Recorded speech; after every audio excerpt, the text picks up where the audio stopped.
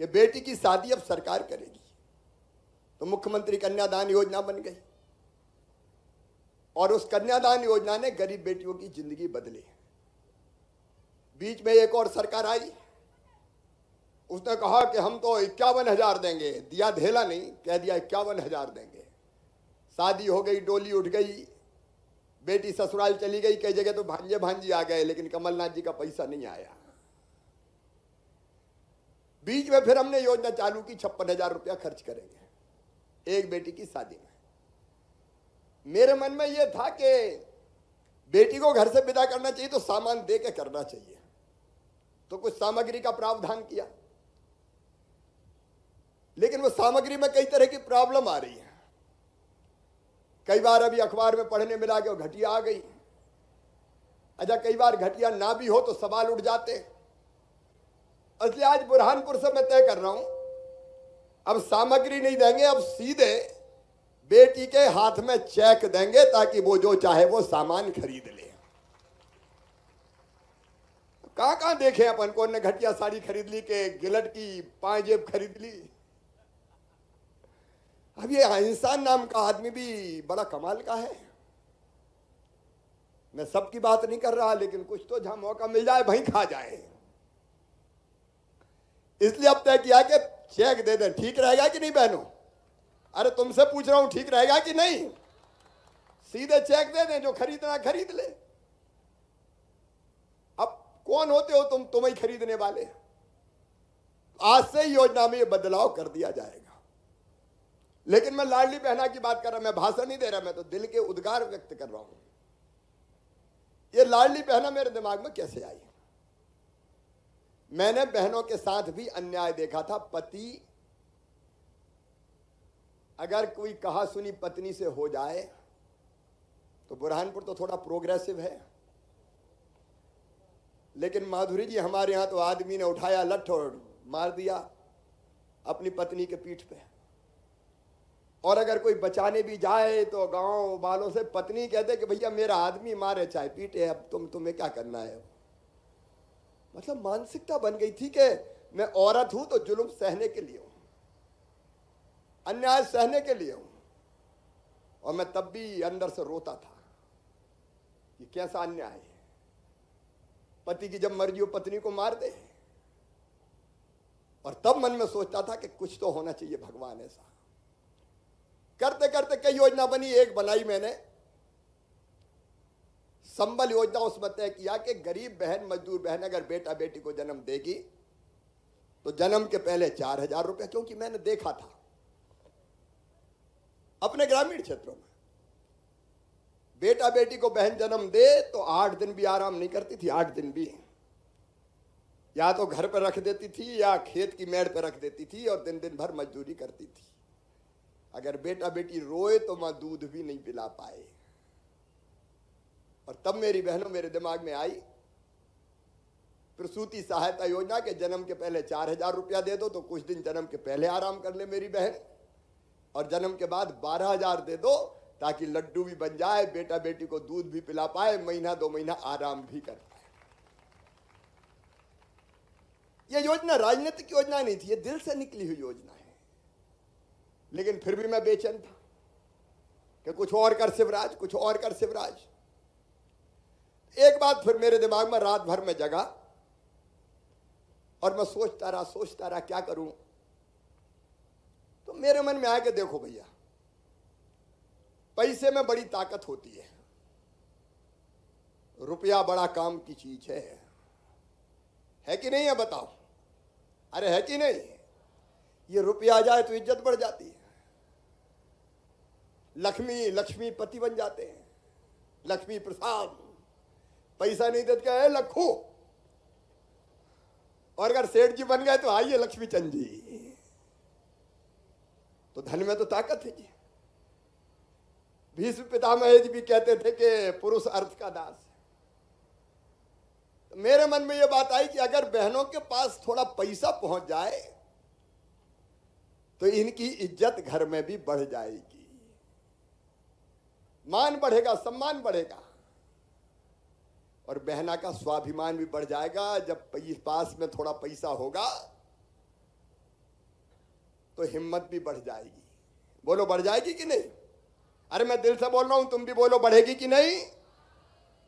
और इसलिए मन में ये बात आई कि शिवराज, खर्चा तो आएगा लेकिन आने दे, अपनी बहनों के खाते में 1000 रुपया डाल दे हर महीना। अब देखो, मैं अंतरात्मा से सब बहनों का भाई हूं कि नहीं? अरे जोर से बताओ, हूं कि नहीं?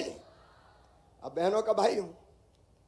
भाई आता है सावन के महीना में, और सावन के महीना में आके बहन से राखी बंधवाता है। कभी कपड़े देगा, कभी पैसा देगा, कोई और सामान देगा, साल में एक बार। तो मैंने सोचा मैं भी तो भाई हूं, और भाई भी हूं तो सगाई भाई हूं। बताओ सगा हूं कि सौतेला हूं? अरे तो जोर से बताओ ना, सगा कि सौतेला? सगाई हूं। लेकिन मुझे लगा कि ये हर महीना हर साल में एक बार डालने से काम नहीं चलेगा। हर महीना अगर बहनों के खाते में पैसा चला जाए तो बहनों की जिंदगी बदल जाएगी। और इसलिए मैंने कहा कि मुख्यमंत्री लाडली बहना योजना बना। रात भर मैं आज कह रहा हूं अंतरात्मा से, आप मैं रात भर जगा। नर्मदा जयंती के पहले की रात थी, फरवरी के महीना की बात है ये। नर्मदा जनवरी में आई थी नर्मदा दर्शन, 28 जनवरी को। पहली रात में जगा, और राज की बात बता रहा हूं, 4 बजे मैंने मेरी धर्मपत्नी को जगाया कोठर से।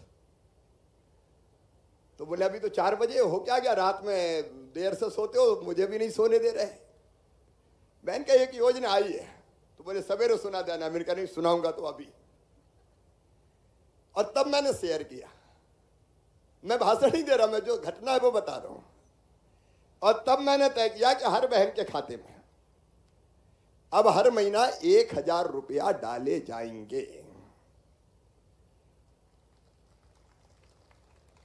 वो बहनें जिनकी आमदनी 2.5 लाख रुपया साल से कम हो। देखो बड़े आदमी को देने का तो फायदा नहीं 1000 रुपया। 2.5 लाख का मतलब 20,000 रुपया महीना। उससे कम आमदनी जिनकी है वो सब आएंगी। स्व सहायता समूह पूरे आएंगे, आंगनबाड़ी भी कार्यकर्ता भी आएंगे, उस आशा कार्यकर्ता भी आएंगी। 5 एकड़ से कम जिनकी जमीन है वो भी सब बहनें आएंगी, जिनके परिवार में 5 एकड़ से कम जमीन है। वो रसोईया भी आ जाएंगी, सब आ जाएंगे। 20,000 से कम जिनकी आमदनी है वो सब बहनें आएंगी। जिनके पास 4 पहिया वाहन नहीं है, वो इसलिए कि पता चला कार में घूम रहे हैं या जीप में घूम रहे हैं, 4 पहिया वाहन है, तो हमने कहा कि वो भी न्याय नहीं होगा। तो सब बहनों के खाते में 1000 रुपया। अब ये 1000 रुपया जिंदगी कैसे बदलेंगे, इस पर भी अपन चर्चा करते हैं। 1000 रुपया महीना मिला तो साल भर में कितने होंगे? जोर से बताओ। 12,000। अच्छा, ये हर परिवार को मिलेंगे। परिवार का मतलब पति पत्नी और उनका परिवार, ये एक परिवार। अब अगर घर में जिठानी और दिरानी है तो कितने मिलेंगे? अरे हिसाब लगाओ ना। 12,000 जिठानी को, 12,000 दिरानी को। छोटी बहू बड़ी बहू और मंजली सजली होगी तो उसको भी देंगे, फिर उसमें क्या दिक्कत है। तो अगर अपन 2 के ही मान लें कि 2 भैया है तो घर में कितने आएंगे? 24,000। और फिर अगर बूढ़ी सासू मां है और उनको पेंशन मिल रही है तो मैंने कहा सास बहू के बीच की खाई पाट शिवराज, तो उनको भी 1000 रुपया कर दिया जाएगा। तो सासू जी को कितने मिलेंगे 1000 के साल भर में? तो 12 तिया 36,000। और भैया अगर किसान हुआ तो 6,000 रुपया प्रधानमंत्री जी के, 4,000 रुपया मामा के, तो कुल मिलेंगे 10,000। तो 36 और 10 कितने हो गए? 46,000। अब इस रुपया का ठीक से उपयोग हो गया तो बताओ परिवार की हालत बदलेगी कि नहीं? बहनों, तुमसे हर एक से पूछ रहा हूं, बोलो बदलेगी कि नहीं? परिवार की हालत बदल जाएगी और बहन की इज्जत बढ़ेगी। सासू मां कहेगी कि बहू के 1000 रुपया महीना आ रहे हैं, जरा रोटी में घी चुपड़ चुपड़ के खिलाओ। और जब सासू को 1000 मिलेंगे तो बहू भी सोचेगी कि सोने के पहले जरा माता जी के पैर तो दबा दूं। तो सास बहू का प्रेम भी बढ़ जाएगा। अच्छा, एक बात पक्की है कि भाइयों के पास पैसा जाता, मैं सबकी बात नहीं करता, लेकिन भाइयों के पास पैसा जाता तो हो सकता है कुछ फालतू खर्चा कर देते हैं, लेकिन बहनें फालतू खर्चा नहीं करेंगी। वो बच्चों को दूध पिलाएंगे, फल लाएंगी, सब्जी लाएंगी, किराने का सामान लाएंगी। और कभी अगर पतिदेव को जरूरत पड़ गई और चेहरा उतरा कि पैसे का इंतजाम नहीं हो रहा, तो मेरी बहन कहेगी, गुड्डू के पापा चिंता मत करो, मेरे पास रखे, ले जाओ।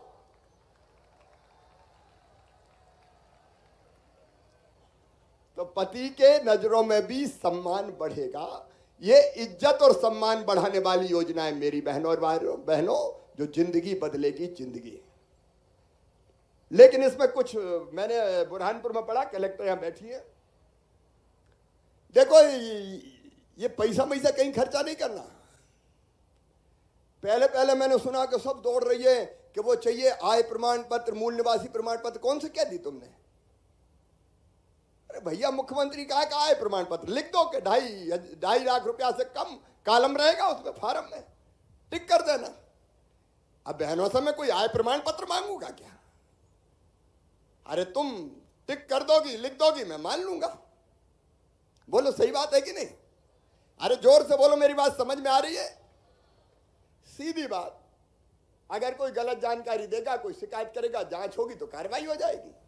लेकिन हर एक से कहो कि आय प्रमाण पत्र लाओ तो भग रही है। लोक सेवा केंद्र फलानी जगह, ढिमकी जगह, फिर कई दलाल पैदा हो जाएंगे। 500 रुपया दे दो, मैं करवा देता हूं, 500 रुपया दे दो। फालतू की आफत। कोई आय प्रमाण पत्र नहीं चाहिए। मेरी बात समझ में आ रही है? कोई आय प्रमाण पत्र नहीं, कोई मूल निवासी प्रमाण पत्र नहीं। तुम्हारे गांव में ही फार्म भराएगा। हर गांव में हमारी टीम जाएगी, वहीं फार्म भरेगी, कहीं और जाने की जरूरत नहीं। अकाउंट नंबर चाहिए तो अकाउंट कौन कौन का है बैंक का, जरा हाथ उठाओ। जिनके बैंक में खाते हैं वो हाथ उठाओ। लगभग सबके हैं। अपवाद स्वरूप रह गए हो तो खुलवाना। अब एक बात बची, EKYC। आज ही मैंने अखबार में पढ़ा, कलेक्टर को मैं बधाई दे रहा हूं, आपने कार्रवाई भी की कि ये EKYC वाले कौन से केंद्र रहते हैं? MP ऑनलाइन और कौन से? CSC। नाम बता दे क्या? Community service centre. अब उन्होंने गड़बड़ शुरू कर दी कि लाओ 100 रुपया, 500 रुपया। मैं कमिश्नर, कलेक्टर, SP बैठे, सीधे हथकड़ी लगा के जेल भेज देना, सील कर देना, एक को छोड़ूंगा नहीं। जरा भी पैसा ले लिए तो छोड़ूंगा ना मैं किसी भी कीमत पे। और आप भी कोई पैसे मत दे देना किसी को। ऐसे पापी भी पैदा होते हैं कि जहां मौका मिल जाए वहीं से खा जाओ। और उनसे भी कह रहा हूं, अगर किसी ने किया तो छोड़ूंगा नहीं, बर्बाद करके रख दूंगा, बर्बाद करके रख दूंगा मैं। आप लोग पूरी तीखी नजर रखें। EKYC हमें करवानी हमारी ओर। मैं पैसा दे रहा हूं, आपको बता रहा हूं। आज ये कॉमन सर्विस सेंटर वगैरह से EKYC के कितने रुपया लगते थे पहले? उससे रुपए नहीं, एक आवेदन के 15 रुपया हम दे रहे हैं। मैं खुद, सुन लें सब ध्यान से, भारतीय जनता पार्टी की सरकार है। ये EKYC का जो पैसा लग रहा है प्रति बहन 15 रुपया दे रहा हूं इनको, 15 रुपया मैं फोकट में नहीं करवा रहा। ये कार्यकर्ता भी समझना सब, पैसा दे रहे हैं हम, बेगारी नहीं करवा रहे। इसलिए आपकी भी ड्यूटी है कि कोई पैसा नहीं खा जाए। EKYC में जहां कनेक्टिविटी की प्रॉब्लम में शायद बहुत दिक्कत होगी, और कहीं ऐसी दिक्कत हुई भी तो गाड़ी में भी बैठा के दूसरे गांव ले जाना पड़ा तो उसके पैसा भी मैं दूंगा, चिंता मत करना। बिना किसी परेशानी की बहनों का EKYC हो जाए। 25 तारीख से फॉर्म भरना शुरू होंगे, आवेदन। उसकी तैयारी कर ली आप लोगों ने? पूरी तैयारी करें, और बिल्कुल दिक्कत नहीं आनी चाहिए। अपने सारे साथियों को लगाएं और हमारे कार्यकर्ता भी साथ लग जाएंगे सहयोग के लिए, क्योंकि परेशानी नहीं होनी चाहिए। मेरी बहनों, ये योजना आपकी जिंदगी में एक नया प्रकाश लेके आएगी। और मैं सच कहूं, मैं सोचता था मैं चौथी बार मुख्यमंत्री क्यों बना, क्योंकि मैं तो बीच में नहीं था 1.25 साल, और नहीं था तो हम तो झोला टांग के निकल गए कि अब लड़ाई लड़ो शिवराज 5 साल, लेकिन 1.25 साल में ही बन गए। तो शायद भगवान ने इसलिए बनाया था कि मैं बहनों की जिंदगी बदल दूं। आपको शुभकामनाएं। मेरे बहनों और भाइयों, जनता की जिंदगी कैसे बदले, कैसे गरीबों की जिंदगी में भी आनंद का प्रकाश आए, प्रधानमंत्री जी के नेतृत्व में केंद्र सरकार यह अभियान चला रही है। मोदी जी के नेतृत्व में एक वैभवशाली, गौरवशाली, संपन्न, समृद्ध, शक्तिशाली भारत का निर्माण हो रहा है। रोटी, कपड़ा, मकान, पढ़ाई, दवाई में बहुत विस्तार में आज नहीं जा रहा। आज एक एक योजना की चर्चा नहीं कर रहा मैं, लेकिन मेरे किसान भाइयों, बीजेपी की सरकार के पहले कब सिंचाई की व्यवस्था की कोशिशें हुई है? अगर छोटी हो चाहे बड़ी हो, सिंचाई की योजना बनाई तो हमने 7.5 लाख हेक्टेयर से बढ़ा के सिंचाई का रकबा कर दिया 45 लाख हेक्टेयर, 45 लाख हेक्टेयर। और आगे भी कसर नहीं छोड़ेंगे। यहां भी छोटी छोटी जल संरचनाओं का जाल बिछाया है। पीने के पानी के लिए मैं बुरहानपुर जिले को बधाई दूंगा। हर घर नल से जल पहुंचाने का चमत्कार जल जीवन मिशन के अंतर्गत बुरहानपुर जिले में हुआ है। लेकिन एक चिंता केवल, पानी का स्तर नीचे जा रहा है, और इसलिए पानी सदा बना रहे, इसलिए हमने 1400 करोड़ रुपए की एक योजना स्वीकृत की है जो हमारे जल स्रोतों को खत्म नहीं होने देगी और बुरहानपुर को सदैव पानी देगी। शाहपुर, बुरहानपुर, बाकी जगह भी हम कोशिश कर रहे हैं। मेरे किसान भाइयों, चाहे 0% ब्याज पे कर्जा हो, या चाहे कर्जा माफी का जो झूठा वादा था, कर्ज माफ नहीं हुआ तो डिफॉल्टर हो गए, और डिफॉल्टर होने के कारण 0% ब्याज और सोसाइटी से खाद बीज मिलना बंद हो गया। अब इसी बजट में हमने प्रावधान किया है, आपका जितना ब्याज है डिफॉल्टर जो हो गए उनका ब्याज हम भर के आपके ब्याज का कर्जा उतार देंगे, ताकि खाद बीज सब किसानों को मिल सके। और एक अपना ट्रांसफार्मर खुद लगाओ योजना थी, उस पे भी कमलनाथ जी के आने के बाद प्रतिबंध लग गया था। अब वो योजना भी हम फिर से चालू करेंगे ताकि किसान खुद अपना ट्रांसफार्मर जरूरत पड़ने पर रखवा सके। गरीब हो, किसान हो, समाज के हर वर्ग के कल्याण के काम करते हुए ये सरकार इसलिए नहीं है कि सत्ता के स्वर्ण सिंहासन पर बैठना है, इसलिए कि आपकी जिंदगी बदलने में सफल हो जाए उसके प्रयास करना है। कुछ चीजें हैं, मैं प्रशासन को भी निर्देश दे रहा हूं, करप्शन और बेईमानी किसी भी कीमत पर स्वीकार नहीं है। जो भी करे उसको छोड़ें ना, और मुझे पता चल गया तो मैं नहीं छोड़ूंगा। बिना किसी तकलीफ के, बिना लिए दिए योजनाओं का लाभ मिले। एक फैसला और बहनों किया है, शराब के साथ शराब पीने के अहाते थे और वहां दारू पीते थे लोग, और दारू पी के डोलते डालते हिलते डुलते निकले, कहीं नाली में गिर गए, कहीं सड़क पर पड़ गए, और कई ऐसे भी थे जो फिर छेड़छाड़ और दूसरी गतिविधियों में शामिल हो जाते थे। मेरी बहनों और भाइयों, 1 अप्रैल से सारे दारू के अहाते बंद कर दिए जाएंगे, कोई अहाता नहीं चलेगा, सारे अहाते बंद। आपने भी तैयारी कर ली होगी, कोई अहाता नहीं चलेगा। और किसी को पीना है तो घर लेके जाए बोतल,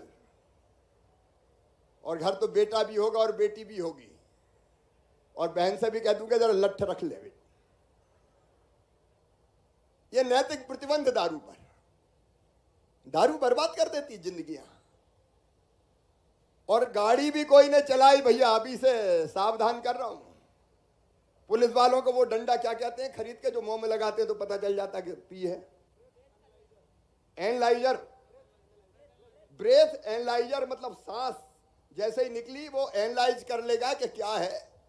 तो वो भी खरीदवा रहा हूं ताकि कोई जाए और ये लगा के देख ले, और दारू पीते हुए अगर गाड़ी चलाते मिला तो उसका लाइसेंस रद्द कर दिया जाएगा, भैया मुझे माफ कर देना, क्योंकि उसी में फिर दुर्घटनाएं होती है। इसलिए पहले से ही खरी पक्की कर रहा हूं। कोई गुस्सा हो तो भैया छुड़वाने मत आना यार, देखो तो। नहीं तो कार्यकर्ता भी कई बार परेशान कर देते, छोड़ दो छोड़ दो। तो देखिए ये चीजें सुधार के लिए जरूरी है। आज एक बार फिर नंदू भैया को याद करते हुए ये शाहपुर नगर परिषद का जो कार्यालय है उसका नाम भी स्वर्गीय नंद कुमार सिंह चौहान किया जाएगा। यहां मैं आया तो कई मित्रों ने ज्ञापन दिए हैं। यहां का भी नगर परिषद का ज्ञापन मेरे पास आया है।